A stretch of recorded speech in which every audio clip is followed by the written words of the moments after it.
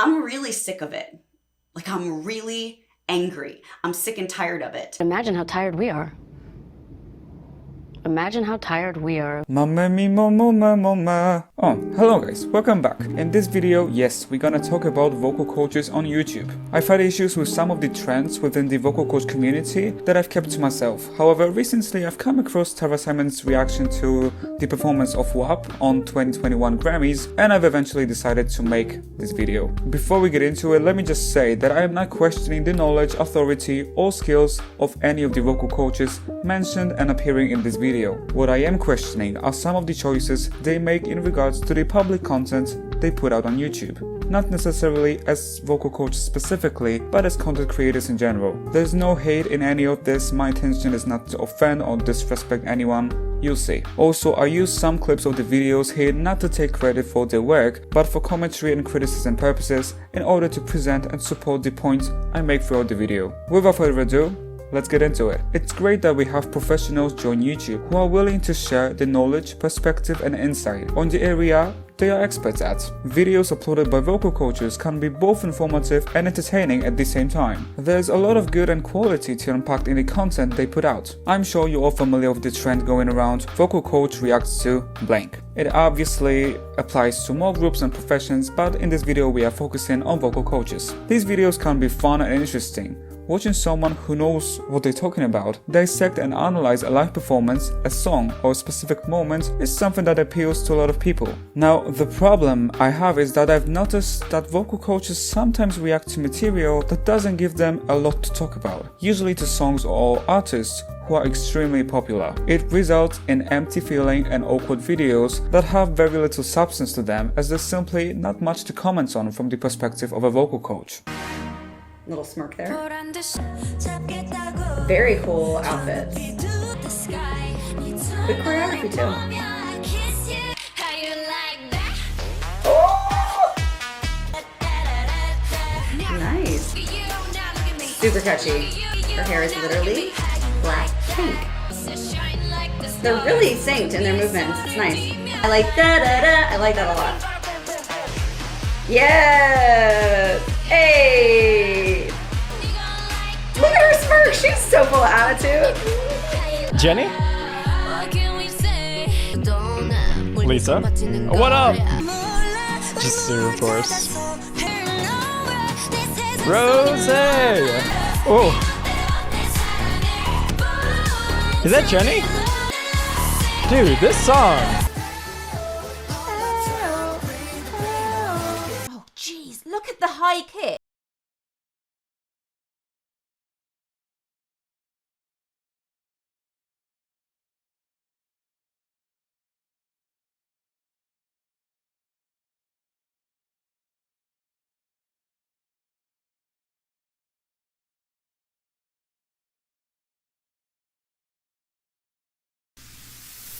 Feed me. Oh, yeah. Oh.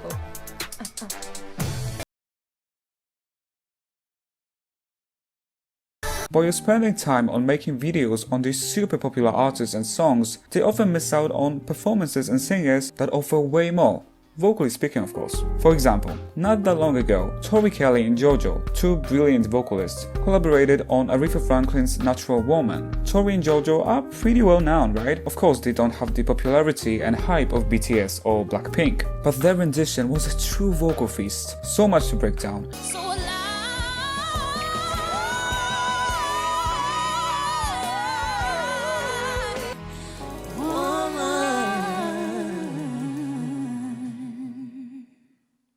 Yet I've seen little to no vocal coaches react to it, and there's so many more gems like that. That was just an example. Like I said, these reaction videos can be great as long as the content they react to allows them to really use their knowledge and experience. Vocal coaches have a lot to say when they react to the right content. You're everything I need and more.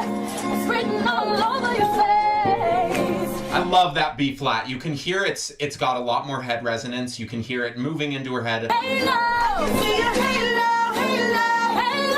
Same thing there. She doesn't go to high, low. She doesn't pull chest voice up for it. She just knows this is going to be a headier note, but it's still going to be connected. She uses that A vowel, which I think is an exceptional vowel.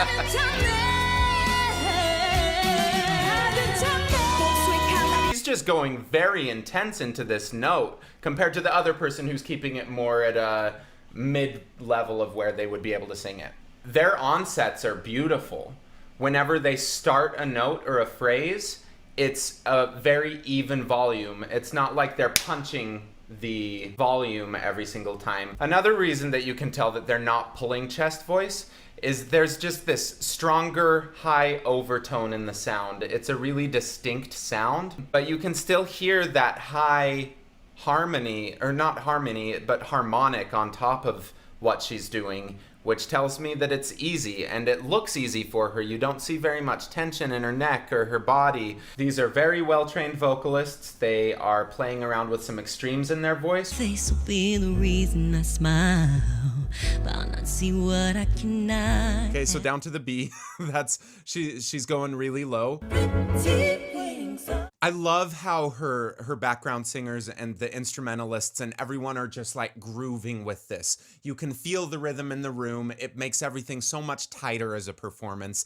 I came wrong. Nice vocal fry onset. She mixes up her onsets. I'm actually not hearing very many of the aspirate where you start with the air first. She's using a lot of glottal onsets and a lot of vocal fry onsets, but she does have a few that are more of a neutral, where the vocal folds start vibrating at the same time that the air starts moving through.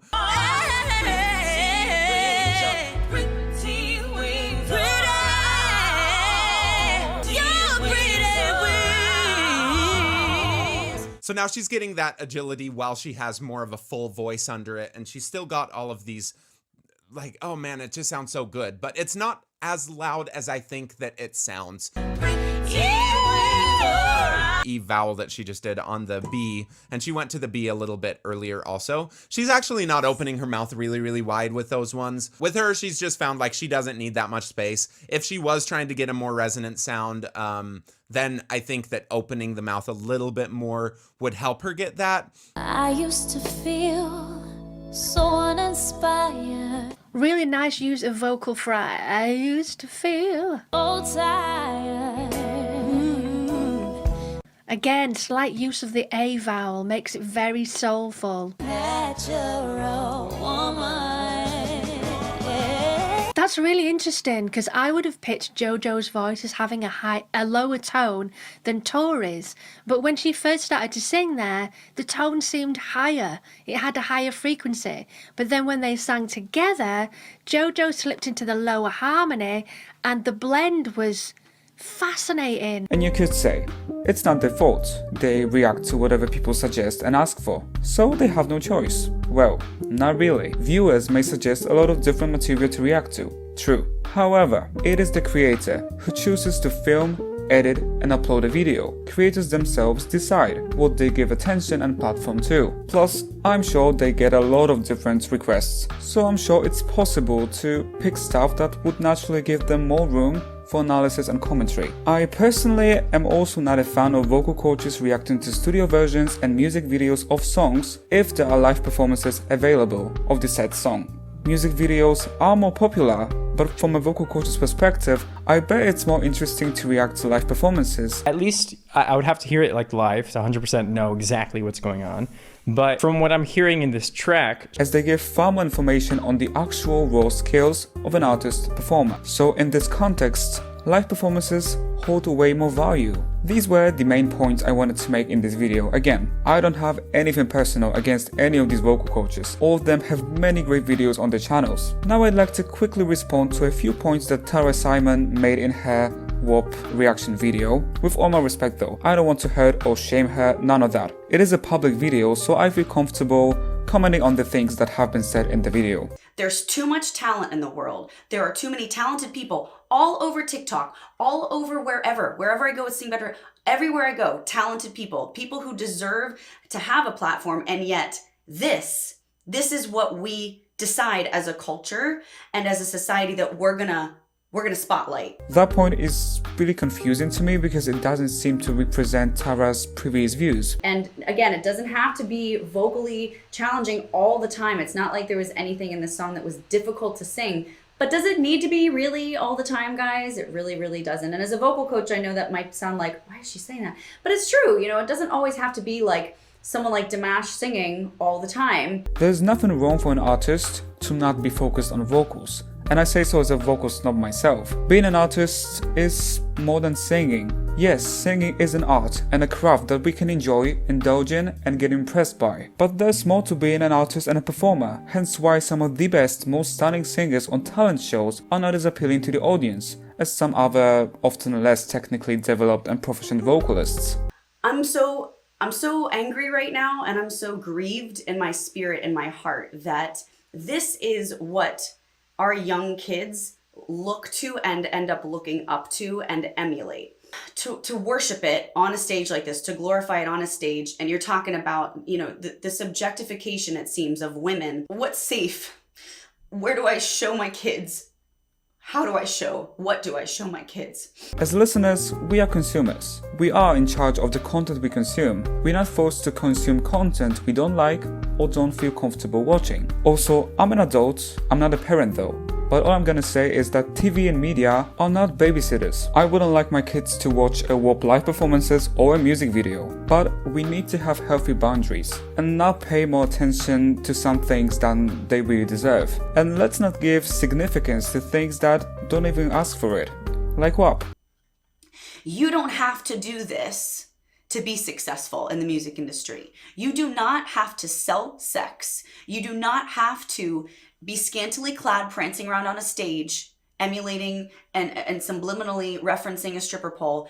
I think we need to give young girls some more credit. Maybe it's just me, but I feel like young girls know that because we have Olivia Rodrigo with her huge hit Driver's License. We have Taylor Swift, we have Adele. There are options. Also, I personally think that people are getting more and more desensitized to sex and explicit content. I've seen comments saying something along the lines of, you know, sex doesn't really sell anymore. If anything, it actually becomes more and more boring. Okay guys, so that will be all for this video. I'm happy I got to say some things that have been on my mind for a while now. As always, thank you for watching. I hope you enjoyed the video. And yeah, I'm wishing you all the best and see you in my next one. Bye guys.